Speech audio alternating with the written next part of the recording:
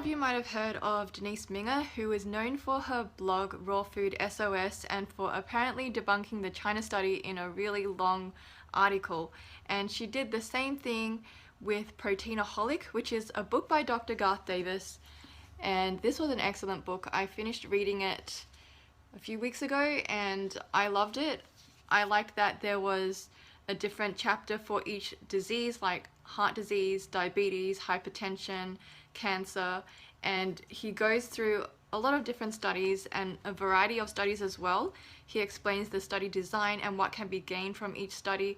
So for each disease he goes through epidemiological studies and then goes into randomized controlled trials.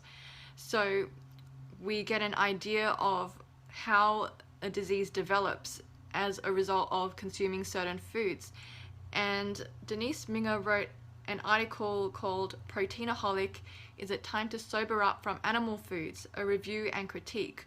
She notes that this was originally supposed to be a guest post for Chris Gunner's Authority Nutrition website, but in true Denise Minger fashion, the word count got out of control and we decided to dock it here instead. So if you want to read her critique of Proteinaholic, you can just go to her blog rawfoodsos.com and read what she has to say about it. And I haven't read her critique in detail, I've just skimmed through it. It is really long, but I have read Dr. Garth Davis's response before making this video, and he does go through the points that Denise Minger makes. He's only done one part to his response so far because the article was so long, but I'll read out part one and let me know what you think. So I'll just be reading it out. I might include images of the studies that he includes, but you can make this an audio if you want and then just listen to it. A response to Denise Minger, part 1. In the interest of time, I have decided to break down Denise's review into parts and will publish them separately. I have gotten some very interesting responses to Denise Minger's review of my book. Many have suggested that I simply ignore her and not give her any acknowledgement. When it comes to nutritional science, the blogosphere can be ridiculous. I often ignore ad hominem attacks thrown my way because, as they say, arguing with an idiot is ill-advised because they will drag you down to their level and beat you with experience. Denise, however, is certainly not an idiot. She may not have a PhD or MD, but she is far more knowledgeable than most physicians I know. I, like Denise, am a bit of a nerd about nutritional science, and I have to say that I love her blog. She claims to read nutritional literature 5 to 7 hours a day. I simply do not have that kind of time, so I enjoy learning from her literature searches. She defends her abilities here.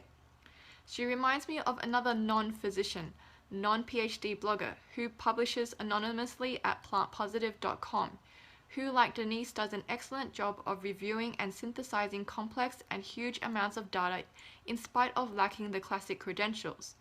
In fact, I am going to use his responses to Denise in a later part of my rebuttal. While I mainly read the scientific literature, I also love looking through blogs and social media of a variety of people, some with credentials and some without. Often I find that some of the least experienced offer some of the best assessments and critiques of the literature. In fact, most of what I read on the internet comes from people that have a very different view of nutritional science than I do. I find myself spending much of my free time reading low-carb blogs, believe it or not. Interestingly, I don't view Denise's blog as my antithesis. Denise and I agree far more than we disagree. Denise eats a predominantly plant-based diet with some meat, appropriately sourced. This is what I prescribe for my patients.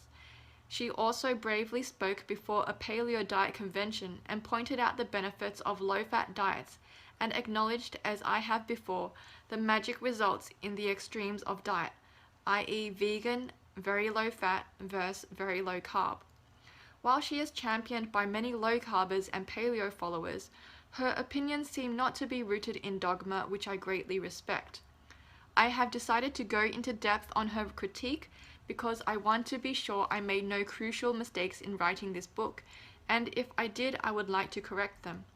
If you have read Proteinaholic, you know that in a previous book I supported a high protein diet and regretted that bad advice.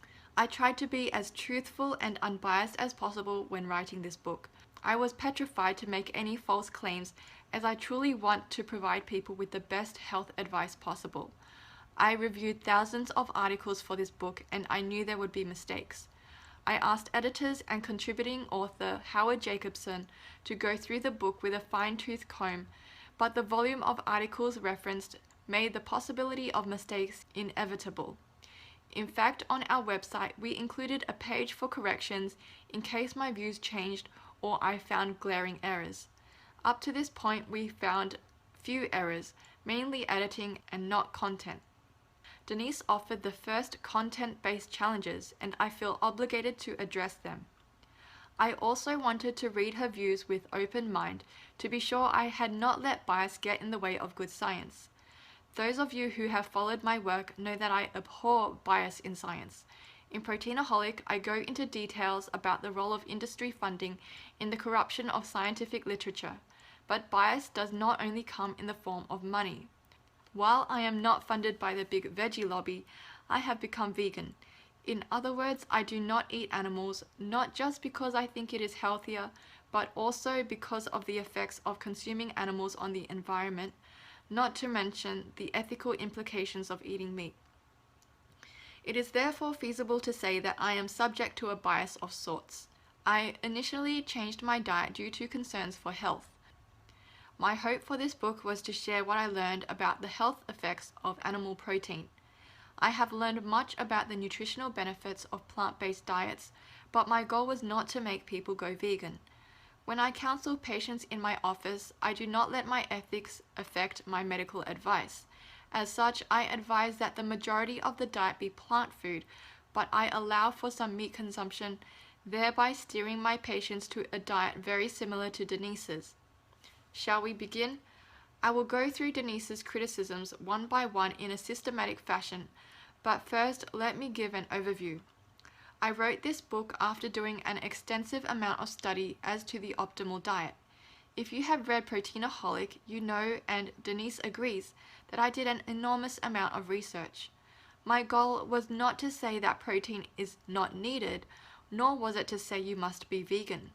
Rather, I have come to the conclusion that a predominantly plant-based diet is optimal for human health. But when I suggest people eat more plants, I am constantly faced with the inevitable question, but where do I get protein? As I point out in Proteinaholic, people are constantly looking for more and more protein. Food companies now advertise protein like crazy, knowing that it will lure people in. The National Health and Nutrition Examination Survey data shows that we are not even close to having diets deficient in protein, yet we are grievously lacking in fiber. On top of that, and despite our relatively high protein consumption, we continue to get sicker and fatter. This is obviously not only due to protein consumption, but why would that individual macronutrient get so much glory?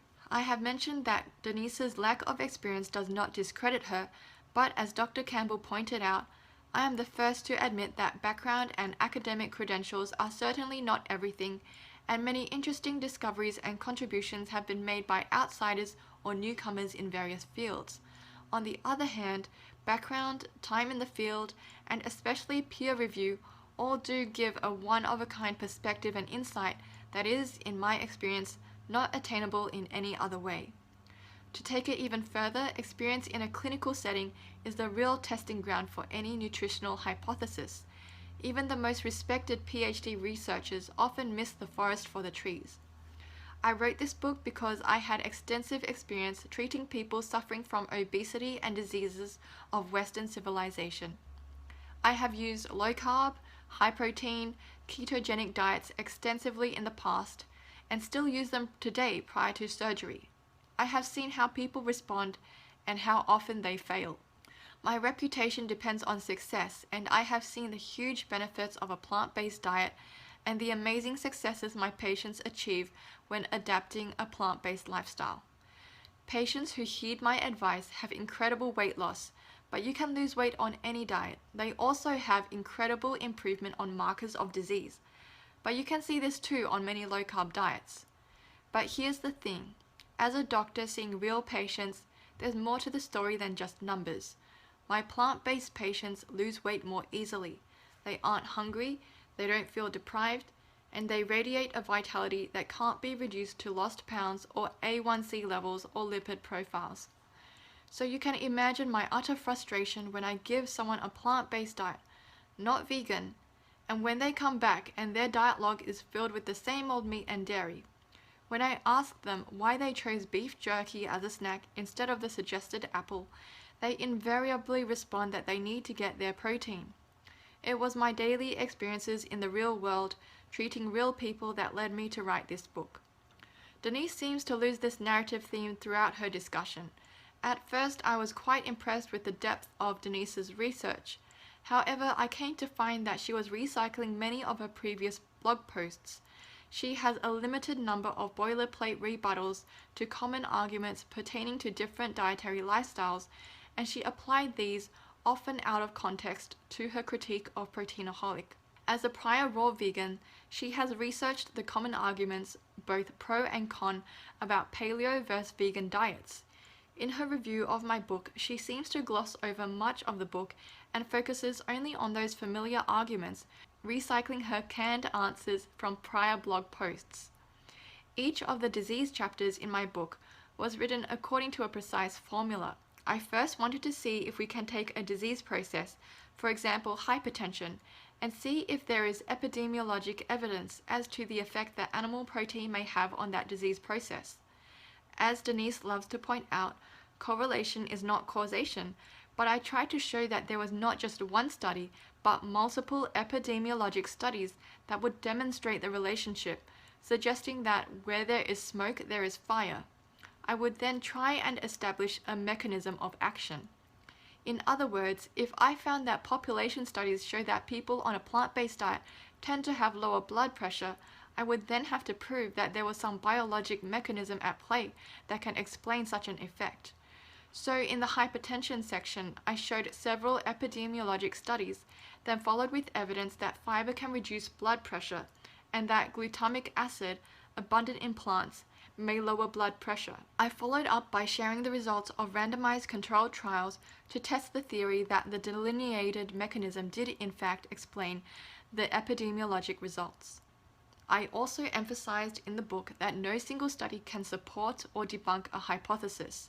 Denise, as she did in her critique of the China study, concentrates on isolated studies, thereby missing the whole structure of the argument. She criticizes a few studies in Proteinaholic from a huge bibliography, and then concludes that avoiding animal protein in order to get healthier has virtually no supportive evidence. What? I provided long-term, huge epidemiologic studies. I showed randomized controlled trials that demonstrated that avoiding animal protein reduces hypertension, diabetes, heart disease, and certain cancers. I show studies that demonstrate that avoiding animal protein can actually change your chromosomes and reverse heart disease.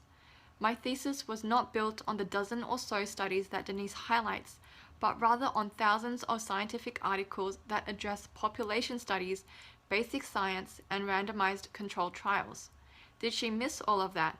Does her problems with a few select studies, which I will address, completely debunk years of study? While she writes a very long rebuttal, the subject matter she addresses is a very small part of the book. I might also add that Denise seems to miss another theme of Proteinaholic, in that she seems to believe that the book is stoking the flames of our next macronutrient-centric shift, bringing a new dietary villain to the fore. She further states that she was expecting that the world would eventually turn its dietary lynch mob on protein. My goal was not to create a new macronutrient fear, but rather to demonstrate that reliance on macronutrient breakdowns is erroneous. As I state in my introduction, obviously we need protein. My concern is more with the fact that we no longer talk about food as food. Rather, we are obsessed with breaking down food to its component parts, and in doing so, have developed an unhealthy obsession for one particular macronutrient. Believe me, I am not writing this book because I dare to be different and buck the norm. I am not looking to be sensational, and I certainly hate to further confuse the public. However, given my experience, I am in a unique position to see that we have missed the forest for the trees. We may nod our heads when experts argue that you should eat whole foods like a carrot or an apple, but in the back of our mind we are still questioning the protein content of the apple. Given this calculus, we would rather eat a chicken breast or a protein shake. This incorrect emphasis on protein results in the fact that we only eat about 5 to 7% of our calories from fruits and vegetables. We should be talking more about whole foods. The reductionist practice of breaking foods down to its component parts has really confused the situation. However, during the writing of this book, I must be a reductionist. I cannot argue that the emphasis on protein is harmful if I do not roll up my sleeves and immerse myself into the world of reductionist nutrition. I need to take on protein mano a mano. Otherwise, no matter how much I tell you to eat an apple, you will always reach for the beef jerky, now available absolutely everywhere. Most importantly, I also have to show you that there is a dramatic difference between the physiologic effects of plant versus animal protein. You see that right from the start of the book, I have to discuss macronutrients in order to demonstrate that reliance on such nutritional reductionism is harmful. However, to suggest that the book is part of a lynch mob on protein is not accurate. Proteinaholic is not a vegan manifesto. I describe the health benefits of a vegan diet mainly to rebut the charges that plant-based diets cannot provide sufficient nutrients and that plants are inferior sources of protein. A section-by-section critique. RDA confusion.